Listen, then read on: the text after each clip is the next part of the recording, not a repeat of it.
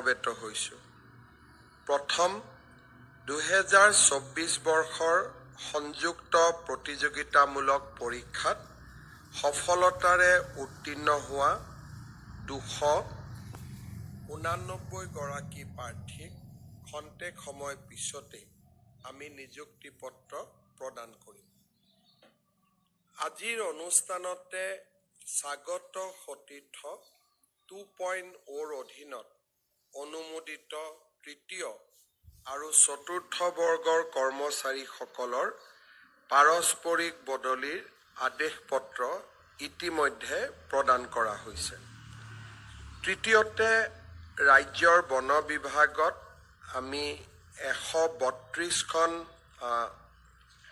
বিষয়া আৰু কৰ্মচাৰীসকলে ব্যৱহাৰ কৰিব পৰাকৈ বাহন আজি আমি বিভাগক অৰ্পণ কৰিম আৰু এই তিনিওটা কাৰ্যসূচীৰ বাবে আজি আমি ইয়াতে সমবেত হৈছোঁ। 2021 চনত আমি অসমৰ ৰাইজক প্ৰতিশ্ৰুতি দিছিলোঁ যে ৰাজ্য চৰকাৰৰ অধীনত আমি 1 লাখ যুৱক যুৱতীক চৰকাৰী কৰ্মসংস্থাপন দিম। আমি আন এক সিদ্ধান্ত লৈছিলোঁ যে UPSCৰ ধৰণে APSCৰো পৰীক্ষা আমি প্ৰত্যেক বছৰে অনুষ্ঠিত কৰিম আৰু নিৰ্দিষ্ট সময়ত আমি প্ৰতি বছৰে অসম লোকসেৱা আয়োগত আমি নিযুক্তিৰ ব্যৱস্থা কৰিম। আজি আমাৰ চৰকাৰৰ কাৰ্যকালত প্ৰতি বছৰে লোকসেৱা আয়োগৰ উত্তীৰ্ণ পৰীক্ষাৰ্থীসকলক যি নিযুক্তিৰ আমি পৰম্পৰা নিৰ্মাণ কৰিছিলোঁ, আজি তাৰ আন এক বেটছ 289 কেণ্ডিডেটছক আমি নিযুক্তি পত্ৰ প্ৰদান কৰিম।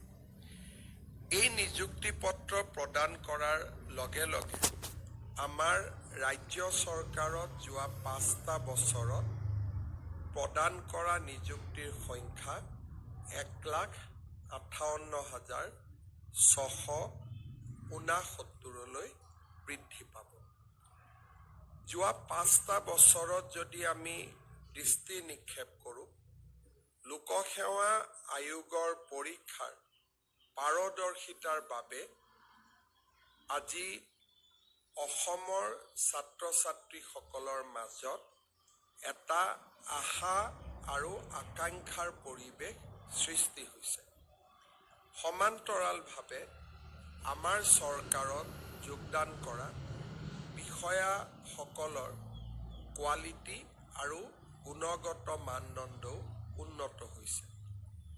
লোকসেৱা আয়োগতে নহয়, যোৱা 5টা বছৰত আমি নিযুক্তি দিয়া 1,59,000 প্ৰাৰ্থীৰ নিযুক্তিক লৈ ৰাইজৰ মাজত সমালোচনা নাই, আদালতত গোচৰ নাই, বৰঞ্চ অভিভাৱক আৰু যুৱ প্ৰজন্মই এই নিযুক্তিৰ ইতিবাচক দিশক নিকা নিযুক্তিক প্ৰশংসাৰে উপচাই তুলিছে।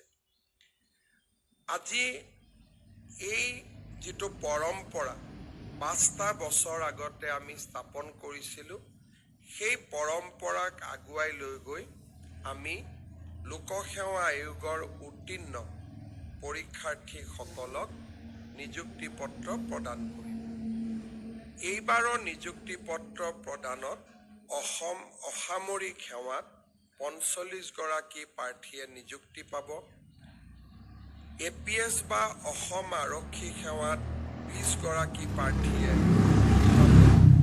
শ্ৰম বিষয়া 2 গৰাকী, জিলা পৰিবহণ বিষয়া 2 গৰাকী, খণ্ড উন্নয়ন বিষয়া 9 গৰাকী, উদ্যোগ বিভাগত এছিষ্টেণ্ট মেনেজাৰ 23 গৰাকী, সহকাৰী সমবায় পঞ্জীয়কত 2 গৰাকী, অসম বিত্তীয় সেৱাত 52 গৰাকী, অসম নগৰ প্ৰশাসন সেৱাত 4 গৰাকী, কৰ পৰিদৰ্শক 51 গৰাকী, শ্ৰম পৰিদৰ্শক 9 গৰাকী, আবকাৰী পৰিদৰ্শক 19 গৰাকী, সহকাৰী নিয়োগ বিষয়া 17 গৰাকী, উপপঞ্জীয়ক 13 গৰাকী, অসম গাণনিক সেৱা 16 গৰাকী আৰু ইয়াৰ লগতে ফৰেনচিক ছায়েন্স ডাইৰেক্টৰেটত আজি আমি 5 গৰাকী বৈজ্ঞানিক বিষয়াকো চাইণ্টিফিক অফিচাৰকো আমি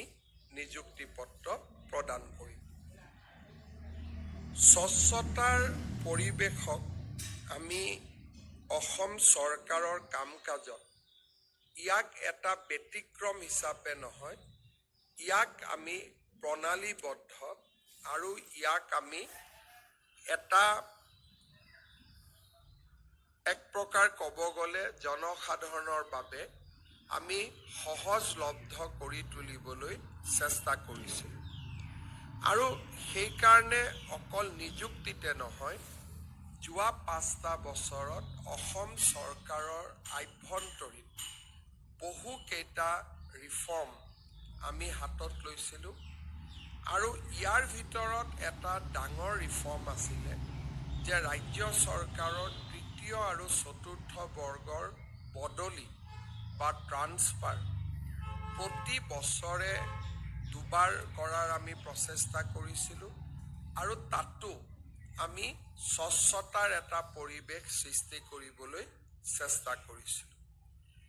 স্বাগত সতীৰ্থ পৰ্টেলৰ জৰিয়তে বদলি বিচৰা তৃতীয় আৰু চতুৰ্থ বৰ্গৰ কৰ্মচাৰীসকলে আমাৰ নিৰ্দিষ্ট পৰ্টেলত আবেদন কৰিব আৰু যেতিয়া কোনোবা জিলাত যাব বিচৰা আৰু কোনোবা জিলাত আহিব বিচৰা মেথছ কম্পিউটাৰতে মেকিং হ'ব, অৰ্থাৎ কম্পিউটাৰে দুটা পেয়াৰ যেতিয়া সৃষ্টি কৰিব তেতিয়া তেওঁলোকে বদলিৰ নিৰ্দেশ অট'মেটিকেলি পাব, তেনেকুৱা এটা আমি ব্যৱস্থা কৰিছিলোঁ। এই বছৰত আমি প্ৰথম লানি প্ৰচেষ্টাত 13,000 আমি 9,004 গৰাকী কৰ্মচাৰীক আমি পাৰস্পৰিক বদলিৰ সুবিধা প্ৰদান কৰিছিলোঁ। আজিও আমি 4,476 গৰাকী তৃতীয় আৰু চতুৰ্থ বৰ্গৰ কৰ্মচাৰীক আমি বদলিৰ নিৰ্দেশ দিছোঁ। এজন কৰ্মচাৰীও কাৰো কাৰ্যালয়ত আহিবলগীয়া হোৱা নাই, মাত্ৰ কম্পিউটাৰত তেওঁলোকে আবেদন কৰিছে। 15 দিন আবেদনৰ সীমা আছিল আৰু 10 দিন সীমা পাৰ হোৱাৰ 10 দিনৰ ভিতৰত আমি তেওঁলোকক বদলিৰ অৰ্ডাৰ বা আজি নিৰ্দেশ আমি দিছোঁ। ক্লিক কৰাৰ লগে লগে তেওঁলোকৰ বদলিৰ নিৰ্দেশ কাৰ্যকৰী হৈছে আৰু চবেই নিজৰ মোবাইলত ট্ৰান্সফাৰ অৰ্ডাৰ ইতিমধ্যে লাভ কৰিছে। অৰ্থাৎ নিযুক্তি আৰু ট্ৰান্সফাৰৰ ক্ষেত্ৰত অফিচাৰৰ ক্ষেত্ৰত ডেফিনেটলি আমি মিউচুৱেল আদিৰ ব্যৱস্থা নকৰোঁ, কাৰণ বিষয়াসকলৰ দায়িত্ব সুকীয়া। তৃতীয় আৰু চতুৰ্থ বৰ্গৰ কৰ্মচাৰীৰ ক্ষেত্ৰত আমি যিটো স্বচ্ছ বদলিৰ প্ৰক্ৰিয়া কৰিছিলোঁ আৰু ৰাজ্য চৰকাৰৰ গোটেই কৰ্মচাৰীৰ মাজত বিষয়াৰ মাজত নিযুক্তিৰ যি স্বচ্ছতা আমি আনিবলৈ প্ৰয়াস কৰিছিলোঁ, দুইটা আজি এক প্ৰকাৰ চৰকাৰৰ ভিতৰত নিয়মলৈ ৰূপান্তৰ হৈছে। আজি 5টা বছৰ পিছত